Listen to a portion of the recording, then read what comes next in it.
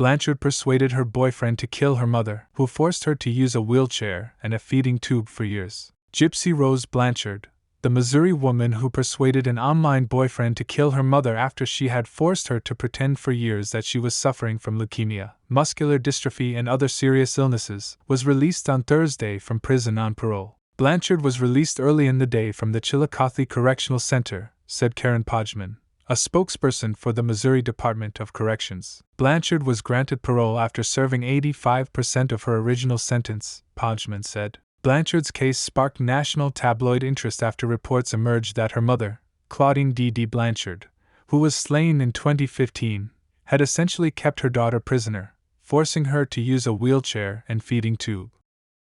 It turned out that Gypsy Rose Blanchard, now 32, was perfectly healthy, not developmentally delayed as her friends had always believed.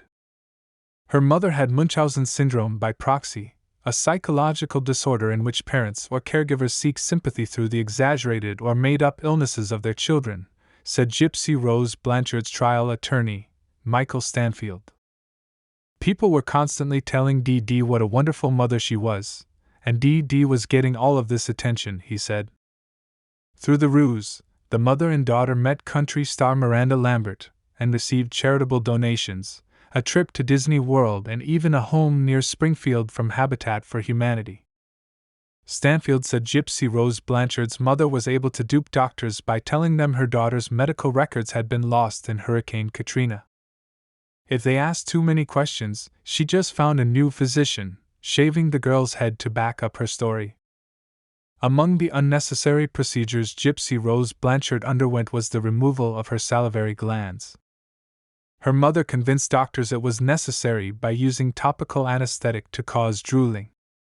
Gypsy Rose Blanchard, who had little schooling or contact with anyone but her mother, also was misled, especially when she was younger, Stanfield said.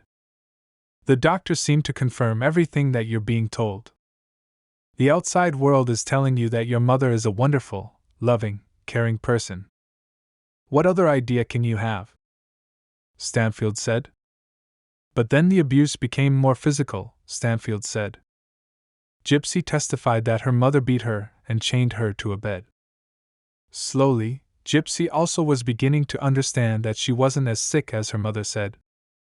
I wanted to be free of her hold on me, Gypsy testified at the 2018 trial of her former boyfriend, Nicholas Gojan of Big Bend, Wisconsin, who is serving a life sentence in the killing.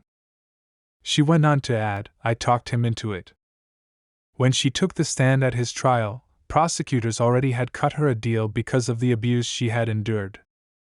In exchange for pleading guilty in 2016 to second-degree murder, she was sentenced to 10 years in prison. The first-degree murder charge she initially faced would have meant a life term. Nick was so in love with her and so obsessed with her that he would do anything, Gojan's trial attorney, Dwayne Perry, argued in court, saying his client has autism and was manipulated. Prosecutors, however, argued that he was motivated by sex and a desire to be with Gypsy Rose Blanchard, whom he met on a Christian dating website. According to the probable cause statement, Gypsy Rose Blanchard supplied the knife and hid in a bathroom while Gojan stabbed her mother. The two ultimately made their way by bus to Wisconsin, where they were arrested. She has been incarcerated since then at a state women's prison in Chillicothe. Even Gypsy Rose Blanchard's age was a lie.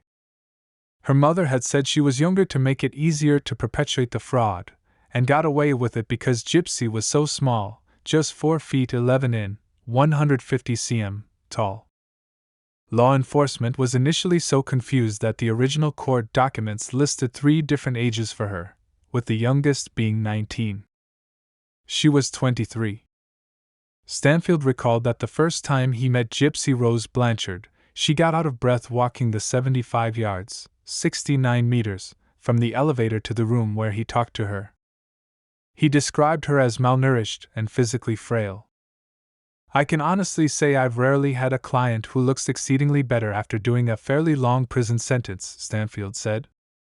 And I say that because, to me, that's kind of the evidence to the rest of the world as to just how bad what Gypsy was going through really was.